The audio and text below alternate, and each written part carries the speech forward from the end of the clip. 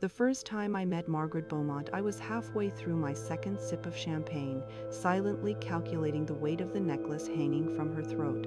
It wasn't curiosity, it was instinct.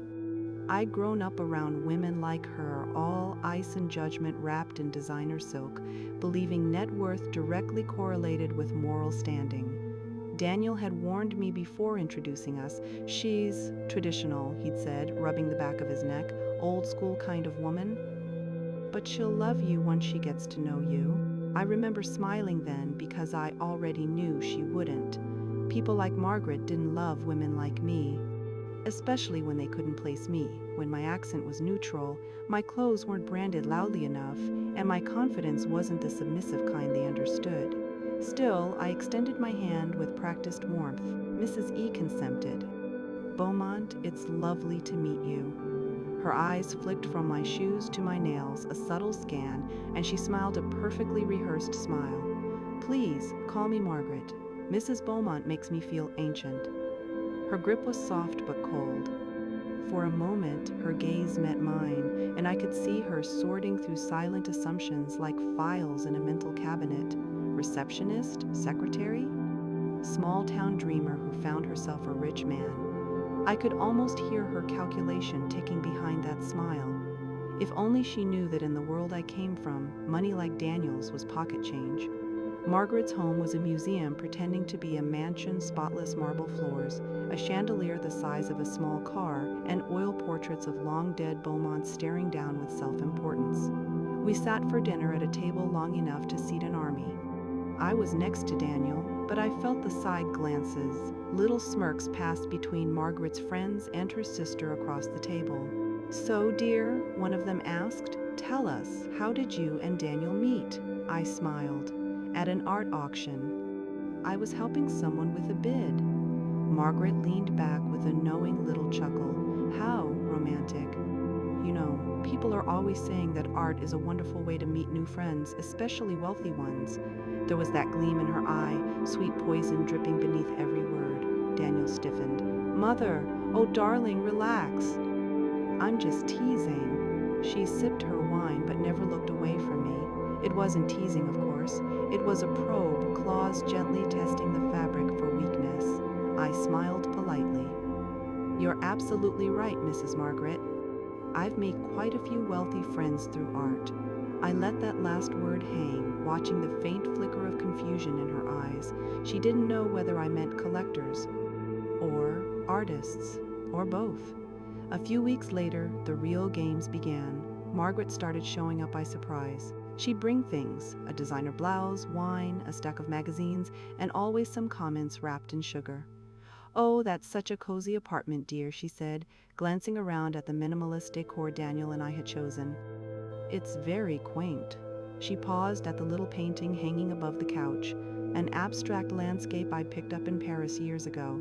How sweet, she cooed. Did you get this from Etsy? Daniel froze. I smiled. Actually, from Alexandre Deneu's private exhibition, I said lightly. He gave it to me after I helped him fund his Kyoto residency. Her mouth actually twitched. Deneu was a name she recognized, a famous one. I enjoyed that moment, the flicker of doubt. But it didn't last. People like her always doubled down. It came to a head at the family gala, her pride and joy, the annual fundraiser for the Beaumont Foundation. It was black tie, televised and crawling with donors in tuxedos. Margaret controlled that world like a chessboard, and I was her unwanted pawn. I caught her cornering one of the guests near the champagne tower. Oh yes, she was saying quietly, Daniel's girlfriend, sweet girl really, though I do worry she's a bit ambitious. You know how young women can be these days, looking for stability, wealth, the guest muttered approval, the way people always do when they're afraid to disagree. I waited until her words hung heavy in the air, and then I stepped forward. Margaret, I said with a smile, sweet enough to curdle her drink, I think the maitre d' was looking for you. She blinked, startled. For me? Yes. Something about verifying the donor list for the auction. Oh well, of course.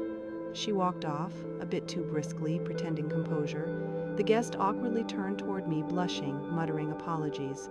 I smiled again, serene. Don't worry, she means well.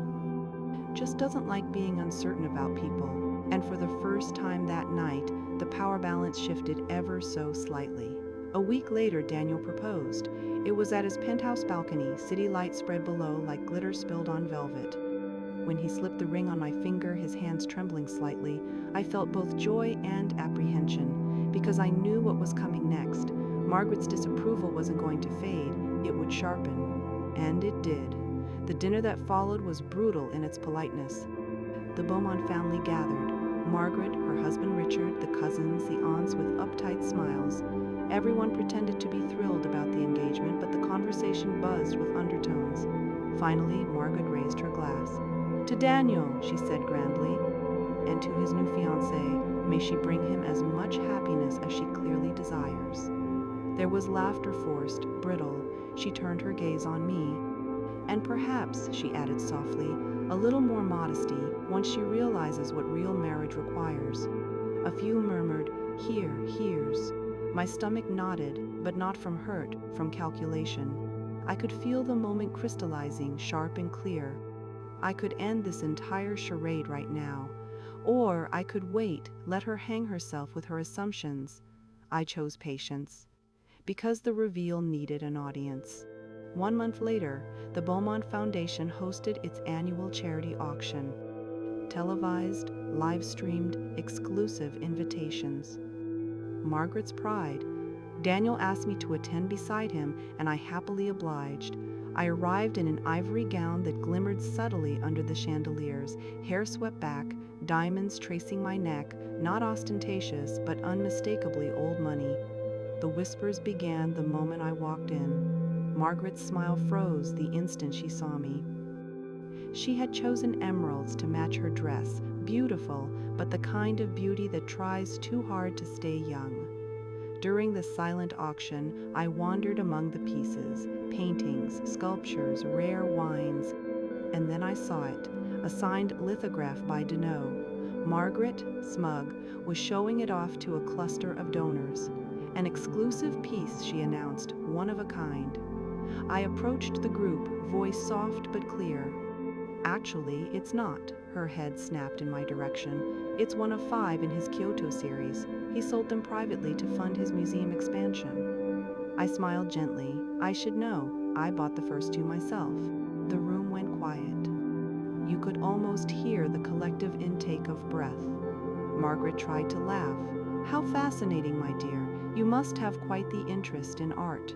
"I do," I said. "My grandmother chaired the Fontaine Trust in Geneva.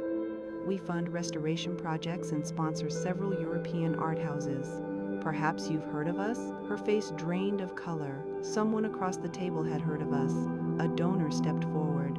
"Fontaine Trust? That's Isabelle Fontaine's foundation." I met Margaret's eyes. "She's my grandmother. I'm her sole heir." Silence. The kind that presses against the skin. Slowly, realization dawned across the room. The woman she'd branded a gold digger was born into a fortune that made the Beaumont estate look like pocket change. I tilted my head, smiling the same polite smile she used to cut me down months ago. "So lovely that you invited me, Margaret. The work you're doing is adorable, like a boutique version of what our foundation does globally." Her hand whitened around her champagne flute. "Oh," I added sweetly, "and that painting you're auctioning off? Consider it a gift. I'll triple the starting bid." The crowd burst into murmurs. Cameras flashed. Margaret stood frozen in place, mask slipping just enough for me to see what she really was beneath all that polished small. So very small.